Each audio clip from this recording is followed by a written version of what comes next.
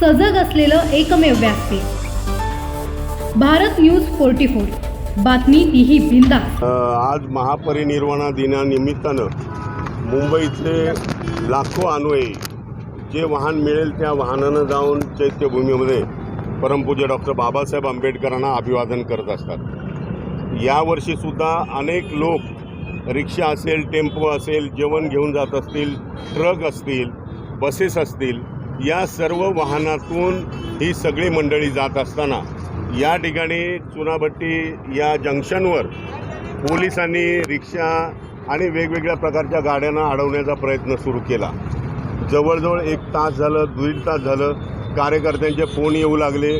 मी स्वतः चैत्यभूमीला असल्यामुळे मला तिकडून यायला थोडासा उशीर झाला, परंतु त्यावेळेस ट्रॅफिक प्रचंड वाढली आणि जवळजवळ घाटकोपरपर्यंत ही ट्रॅफिक गेली। या ठिकाणी कार्यकर्त्यांनी भीमा ॲव्हेन्यूने रस्ता रोखण्याचा प्रयत्न केला आणि पोलिसांनी सुद्धा त्याच्यावर लाठीचार्ज करण्याचा प्रयत्न केला। त्यामध्ये एक महिला बेशुद्ध झाली। खरं म्हणजे पोलीस यंत्रणेला एवढं साधं कळायला पाहिजे होतं की एखादा माणूस या ठिकाणी बेशुद्ध पडतोय, ॲम्ब्युलन्स मागवून किंवा कुठलंही वाहन घेऊन त्या व्यक्तीला हॉस्पिटलाइज करायला पाहिजे होतं, परंतु दुर्दैवानं ते झालेलं नाही आहे। सालाबादप्रमाणे म्हणजे प्रत्येक वर्षी भीमा अनुयायी 5 डिसेंबर 6 डिसेंबरला जी वाहनं मिळतील त्या वाहनातनं चैत्यभूमीला ते जात असतात। याच वर्षी पोलिसांनी अशा पद्धतीनं काय करण्याचा प्रयत्न केला की ज्यामुळं या ठिकाणी लोकांना रस्ता रोको करण्याचा प्रयत्न झालेला। आपणाला माहिती आहे की परमपूज्य डॉक्टर बाबासाहेब आंबेडकरांसाठी जे काही करायचं ते आमची जनता करायला तयार आहे। मग ती पोलीस यंत्रणा असो, कलेक्टरची यंत्रणा असो, नाही तर कुठलीही यंत्रणा असो, या सगळ्या यंत्रणांना आम्ही फाट्यावर मारून या ठिकाणी जे आम्हाला करायचं तेच आम्ही करण्याचा प्रयत्न करणार आहोत। मी DCP समीर शेख यांना कॉन्टॅक्ट करण्याचा प्रयत्न केला। कार्यकर्त्यांनी त्यांना फोन देण्याचा प्रयत्न केला। समीर शेख फोन घ्यायला तयार नाहीत। देवेन भारती मुंबईचे पोलीस कमिशनर यांच्याशी बोलण्याचा प्रयत्न केला, ते फोनवर अवेलेबल नाही आहेत। त्याच्यानंतर मी मग वर्षा बंगल्यावर कॉन्टॅक्ट केला। त्या ठिकाणी मी CM साहेबांना सांगण्याचा प्रयत्न केला, पण CM मुंबईत दुसऱ्या ठिकाणी कुठे असल्यामुळं ते या ठिकाणी अवेलेबल होऊ शकले नाही। पण मग त्यांचे जे PS होते वाघचौरे नावाचे, त्यांच्याशी बोललो आणि त्यांना सांगितलं की या ठिकाणी अशा पद्धतीचा रास्ता रोको सुरू झालेला आहे आणि हा रास्ता रोको जर तुम्ही तात्काळ वाहनांना जर सोडलं नाही तर अख्ख्या मुंबईभर हे आंदोलन उभं राहील आणि 6 डिसेंबरला गालबोट लागल्याचा सगळा ठपका हा शेवटी सरकारवर येईल। माननीय मुख्यमंत्र्यांना माझी विनंती सांगा की तात्काळ ती ट्रॅफिक तिथनं सोडली पाहिजे, अन्यथा मग उद्या आमचं आंदोलन पुन्हा एकदा सुरू होईल। आणि मग मला वाटतं तात्काळ 4-5 मिनटामध्येच DCPना त्याचा मेसेज आला आणि त्याप्रमाणे मग ही वाहतूक सुरळीत झालेली दिसते। परंतु या निमित्ताने मी आपल्याला सांगू इच्छितो की पोलीस यंत्रणेने जो अशलाघ्य असा प्रयत्न केला ट्रॅफिक थांबवण्याचा, भीम ॲव्हेन्यूना थांबवण्याचा प्रयत्न केला, त्याचा मी प्रचंड निषेध करतो। आणि या ठिकाणचे जे DCP आहेत समीर शेख यांना सरकारनं तात्काळ सस्पेंड करावा अशी या निमित्तानं मागणी करतो। खासदार साहेब, रात्री 3 वाजता पण असाच प्रकार घडला होता, रात्री अडवण्याचा प्रयत्न झाला, पुन्हा आजही झालं, काय जाणीवपूर्वक होतंय का काय नक्की काय? मला तर त्याची थोडीशी वासच लागलेला आहे की अशा पद्धतीनं जाणून बुजून या ठिकाणी हा प्रयत्न करण्याचा प्रयत्न होतोय।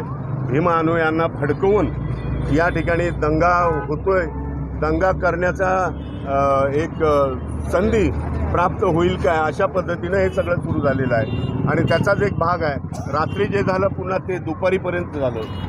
कट कारस्थान वाटतंय यामागे, कट कारस्थान निश्चितपणे कट कारस्थान आहे। प्रत्येक वर्षी जर भीमा अनुयायी मिळेल त्या वाहनानं आबालवृद्ध जर त्या ठिकाणी चैत्यभूमीला जात आहेत तर मग या वर्षीच असं काय प्रकार घडला, असं काय घडलं की भीमा अनुयायांना जाणून बुजून 3 तास त्यांना रस्ता रोको या ठिकाणी करावा लागला, 3 तास त्यांना अडवून ठेवण्याचा प्रयत्न झाला।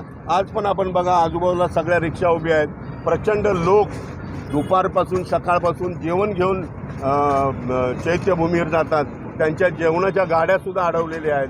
अशा पद्धतीनं ही अत्यंत निषेधार्ह बाब आहे आणि पोलीस यंत्रणेनं अशा पद्धतीनं वागणं अत्यंत चुकीचं आहे। जर मुख्यमंत्री महोदय सांगतात की आम्ही 6 डिसेंबरला 5 डिसेंबरला सगळी व्यवस्था या ठिकाणी केलेली आहे, तर मग हा प्रकार जाणून बुजून घडवण्याचा का प्रयत्न करण्यात आलेला आहे याचं उत्तर सरकारनं दिलं पाहिजे आणि पोलीस यंत्रणा या सगळ्या गोष्टीला जबाबदार आहे.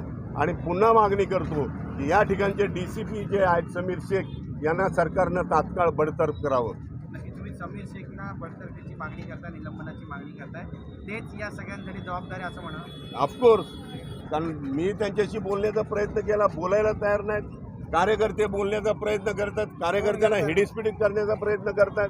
एक बाई या ठिकाणी पोलिसांच्या धक्काबुक्कीमध्ये बेशुद्ध पडली. त्या बाईला शेवटी कुठल्याही प्रकारे हॉस्पिटलला न घेऊन जाता ती बाई या ठिकाणी तडफडत होती. अशा पद्धतीने हे सगळं सुरू झालेलं आहे. नक्कीच राजकीय प्रश्न तुम्हाला विचारायचा आहे. दोन्ही पक्षांना गेल्याशिवाय आता यांना कोंडात सुटणार नाही.